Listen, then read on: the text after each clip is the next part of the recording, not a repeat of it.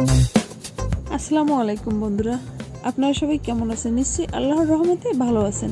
আজ আমি আপনাদের সামনে নতুন একটি রেসিপি নিয়ে হাজির হয়েছি। রেসিপিটি আমি নিজেই তৈরি করেছি নিজের জ্ঞান দিয়েই, যাতে আমি আপনাদের নতুন একটি রেসিপি উপহার দিতে পারি সেই জন্য। যাই হোক, আপনারা একবার হলেও বাসায় ট্রাই করে দেখবেন। খুব টেস্টি এবং হেলদি একটি খাবার আমি বাচ্চাদের জন্য তৈরি করেছি। এই রেসিপিটি তৈরি করতে যেসব উপকরণ লাগেন আমি আপনাদের দেখিয়ে দিচ্ছি। প্রথমে ময়দা নিয়েছি, কিছুটা পেঁয়াজ কুচি নিয়েছি, মরিচ কুচি নিয়েছি, 2টি সেদ্ধ ডিম নিয়েছি, ধনেপাতা নিয়েছি, গাজর কুচি নিয়েছি এবং সেদ্ধ কয়েকটা আলু নিয়েছি। আলুগুলোকে ভালো করে আমি পেস্ট করে নেব, যাতে এটি ময়দার ভিতর দিয়ে প্যাড়া তৈরি করতে খুব সহজ হয়। তাই আপনারা আমার সাথেই থাকুন, দেখতে থাকুন। তারপর আমি ডিম নিয়েছি, ডিমকে একটি ছুরি দিয়ে সুন্দর করে পিস পিস করে কুচি কুচি করে নেব, যাতে এটা ব্যবহার করতে সুবিধা হয়।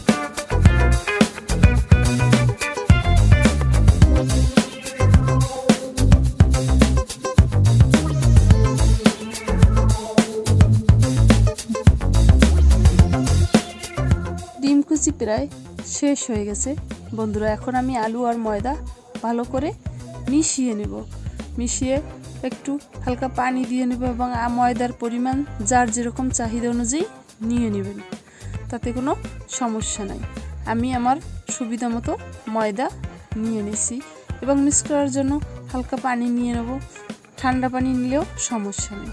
এবং মিক্স করা হয়ে গেছে, প্যাড়াও তৈরি করার জন্য প্রস্তুতি নিয়ে নিচ্ছি। প্রস্তুত করাও হয়ে গেছে, দেখতেই পাচ্ছেন। আর আমি এখানে 5টি প্যাড়া তৈরি করেছি। আমি 5টি আলু, ময়দা এবং ডিমের পকোড়া তৈরি করব, বা একটি নাস্তা, খুব টেস্টি একটি নাস্তা তৈরি করব। নাস্তাটি খুব সুন্দর সুস্বাদু হবে। আমি কিছু শুকনো ময়দা নিয়ে এটিকে বেলন দিয়ে বেলে পরোটার মতো করে কিছুটা গোল করে নিব। দেখতে থাকুন, হয়ে গেছে প্রায়।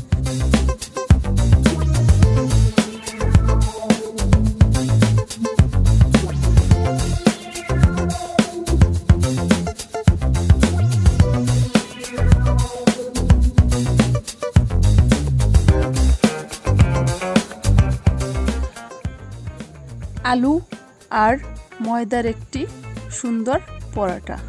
আমি এবার এর ভিতরে কিছুটা কাঁচামরিচ কুচি দিয়ে নিচ্ছি।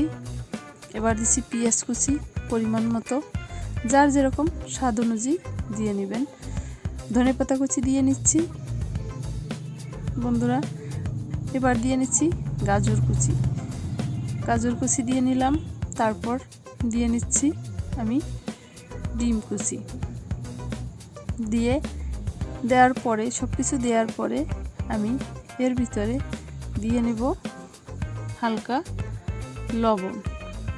লবণ দিয়ে নেব পরিমাণ মতো। যেহেতু আমার ময়দার ভিতরে হালকা লবণ দিয়ে দিছিলাম, তাই এখানে একটু লবণ দিয়ে নিচ্ছি।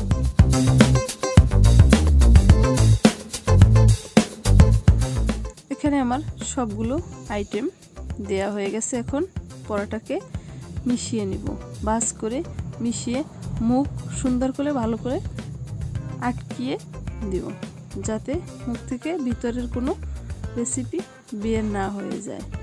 ভালোভাবে আটকানোর পর এটাকে আমি একসাথে করে রেখে দেব। এরপর আমি একটি একটি করে 5টা প্যাড়া সব কাজ সম্পূর্ণ করব।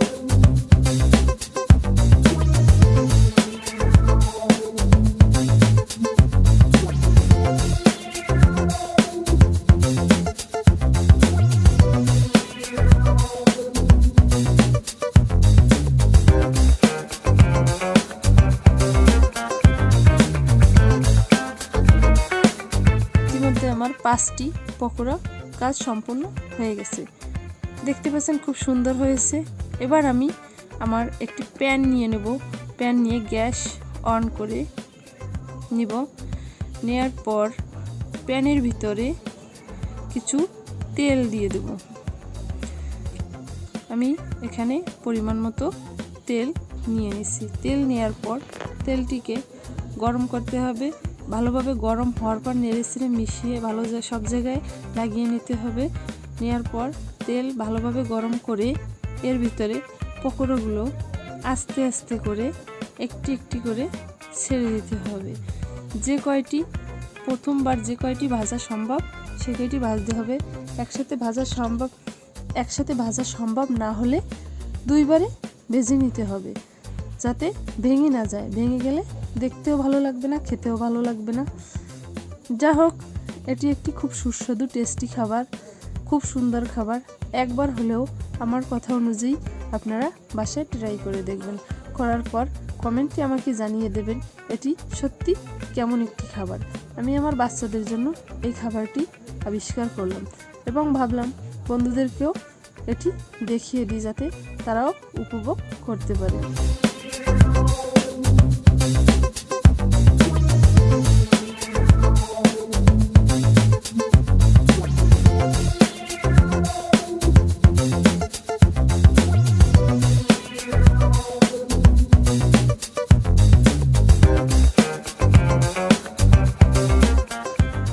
বন্ধুরা, পকোড়াটি এক পাশ নেড়েচেড়ে ভেজে পরে আর এক পাশ উল্টিয়ে দিলাম।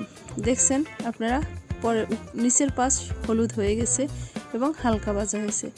এবার বারবার করে উল্টিয়ে দুই পিঠ আমি সুন্দর করে মচমচে করে ভেজে নিব।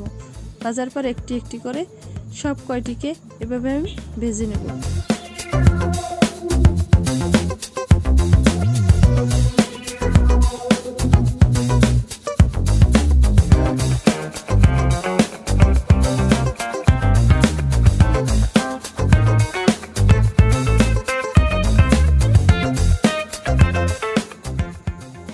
বন্ধুরা, দেখতে পাচ্ছেন ডিমের মতো খুব সুন্দর একটি কালার চলে এসেছে।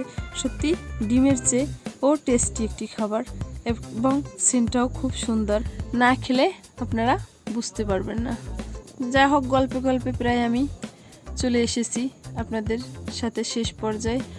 আপনারা আমার সাথে থাকবেন এভাবেই এবং আমার ভিডিওকে ভালোবাসবেন, লাইক করবেন, কমেন্ট করবেন, শেয়ার করবেন আর আমার জন্য একটু দোয়া করবেন। বন্ধুরা, আমি আস্তে আস্তে করে প্রায় কাজ শেষের পথে চলে এসেছি। আমার রেসিপি তৈরি করা প্রায় সম্ভব শেষ হয়ে গেছে। দেখছেন তো খুব সুন্দর একটি কালার। এভাবে আমি সব কয়টি পকোড়া তৈরির কাজ শেষ করেছি। আপনারা আমার সাথে থাকবেন, আমার নতুন চ্যানেলটিকে সাবস্ক্রাইব করে রাখবেন, যাতে নতুন ভিডিও পেতে পারেন। আল্লাহ হাফিজ।